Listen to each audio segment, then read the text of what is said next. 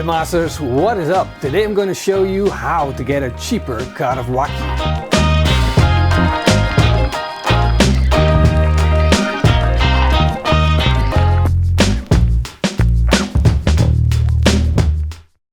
Hey guys, we got a new grill and that's always a good thing. This is the ProQ Frontier Smoker of 2017 and this is the new version of 2018. So we're going to open it up, put it together and then give it a try. They sent me a t-shirt. Look at that. Born to barbecue. That's me, man. Born to barbecue. And look at that. Look at the size of that water pan. It's a giant. Grill grate going in. Look at that. Ooh, the vents are smooth. Yeah, definitely smooth. I like that. Clip it on. No way! They're spring loaded. That's new as well. We have a new top handle, orange. Looks way better. Orange is their color, so this is really cool. Oh, and look at these doors. They got silicone knobs on them, so you won't burn your hands as easy as you used to do. And they changed the doors. Look at this. There's a little dent in there, a little ridge, and they designed it to keep the lids from leaking. So it closes better than it used to do. And so they also changed the thermometer. This looks really cool. They got that logo on it. They got this nice brushed stainless steel look. They got spring-loaded clips, as you can see, instead of the normal hinges. And these normal hinges, they always make noise when you move them around and carry them. You can see that the charcoal basket's changed. The new one is definitely high quality, much thicker outside. And this little thing here in the basket is the reason we also got the flipping grate. The way the charcoal basket sits in the grill is that the new version, it just has a place to sit, a proper, easy way to install it. And the old one, it had to sit on screws and we're sitting on the bottom. And in itself, it worked fine, but it has a more luxurious feel to it and it feels more sturdy. And one of the cool features is the flipping grate setup that you can do with it. So basically, you put a rod like this into the charcoal basket and then you can put your grill grate on, your flipping grate, and your flipping grate works like this. You have it at this position, you can set it to a lower position and it just sticks in that position by its own weight. You can also move it around. See that? So you don't have to take anything off the grill grate, you keep it in the right position and just swivel it around. Absolutely fantastic. We're going to fire up some briquettes and start grilling. Look at this beautiful cut of Wagyu that we have right here. And this is Australian Wagyu. This is 2 kilograms and I paid 50 euros for it. Wagyu meat is actually graded by a certain area, a certain muscle, and there they look at the fat content. And based on that fat content, they qualify the level of Wagyu. But there are also cuts that contain a lot of fat, also on the cheaper Wagyus, like this one. And if we take a look at this, there's so much marbling in there that why not try and make a steak out of it and see if we can have that Wagyu experience of a high quality Wagyu. So the first thing that I'm going to do is take the bones out. There are 3 bones in here and we're going to work our knife around that. And what I do, I push my knife up against the bone and then just let the knife run across it. Now I'm also going to take the connective tissue off here. Now as you can see, the bones are gone, the connective tissue is gone. There's only this big lump of fat here and a lot of fat and silver skin right here. So I just want to clean up the top side, just that little bit. Not too much, just so we get rid of that silver skin. Now if you compare this to other cuts of meat, for instance picanha, there's also a little bit of silver skin connective tissue underneath the fat cap. So it's okay if there's something left there, but everything that we can get off, we definitely do want to get off. Now we're going to cut our first steak. And I'm just gonna take a look at where that connective tissue is running. I'm going to take a look at this fat. We can definitely use this fat while we're grilling our steak. I'm gonna cut a steak How about this? That is a really nice steak.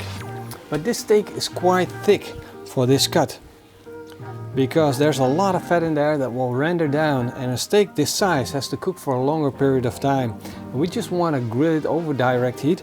So what you see with a lot of Wagyu meat is that they slice it real thin.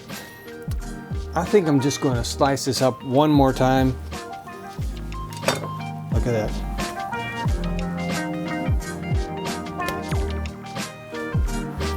Beautiful steaks. Let's weigh this steak so we can compare it to a proper Wagyu steak. Set to 0 grams, there we go. This is 127 grams. So if a steak like this, 127 grams, costs €3.84, then it's 2.7 more.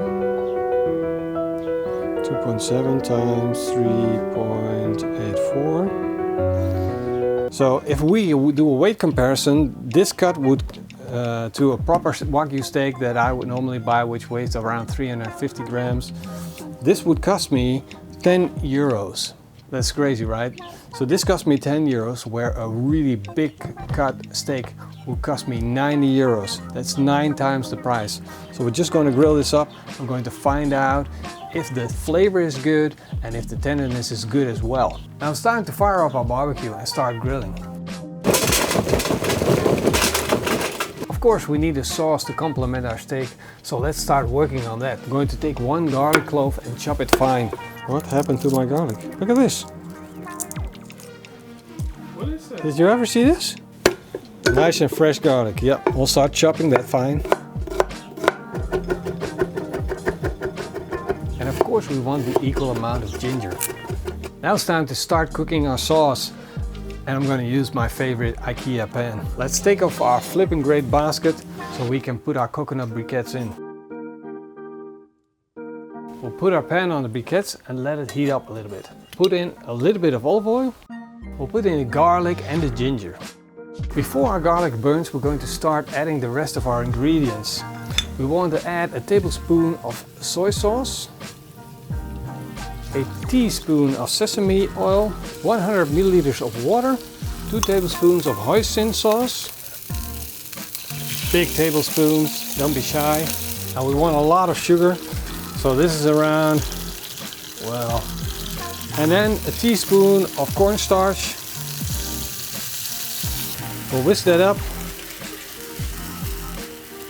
To this sauce we're also going to add around 50 grams of clarified butter. I think we need it a little bit thicker. So what I'm doing is I'm looking at the sauce and see if it's reduced far enough to be a good sauce. And as far as I can tell now, we need to reduce this even further. So if you want to know if your sauce is ready or not, the way to do it is just take some of that sauce, put it on your board, and then let it cool down. And when the consistency is not runny anymore, then you know your sauce has reduced far enough. So let's quickly taste that sauce that's on our board. Whoa, that is super sweet. That's real good. We don't have to do anything anymore to that sauce. Now it's time to start grilling our steaks. I'm going to grill one steak at a time because it contains a lot of fat that's going to render down. It might cause a lot of flare-ups. So what we want to do is we want to prevent that we have a big sea of fire. So we'll put on one at a time. I will lower the flipping grate all the way directly above these briquettes so they get a lot of heat. Let's flip this steak around.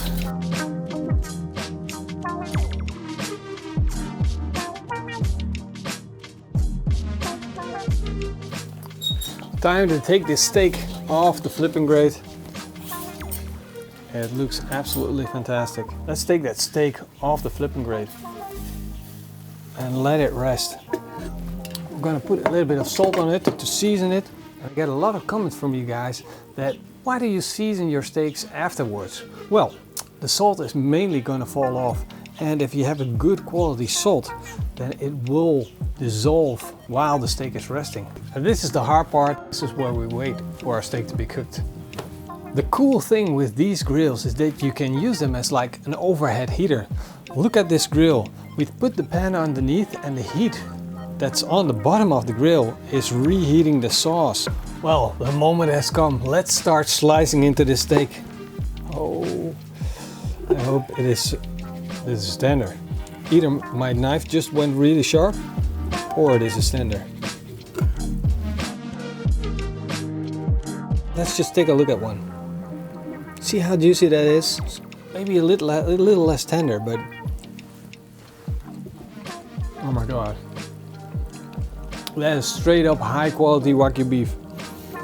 And it's tender because of the amount of fat. This is so tasty. Okay, it's not the perfect Wagyu steak because there are some tannin in there, which makes it less than perfect, but it's definitely really good, and it's definitely a really good Wagyu experience. And if you're paying only 10 euros for a cut like this, you get the cheapest cut of proper Wagyu that you ever had. Let's plate this up. We'll put on a little bit of rice. I'm just going to quickly grill these spring onions just to help them turn soft a little bit. I don't want them to be fully cooked, just soft. Look at how beautiful that looks. Now let's put our sauce on.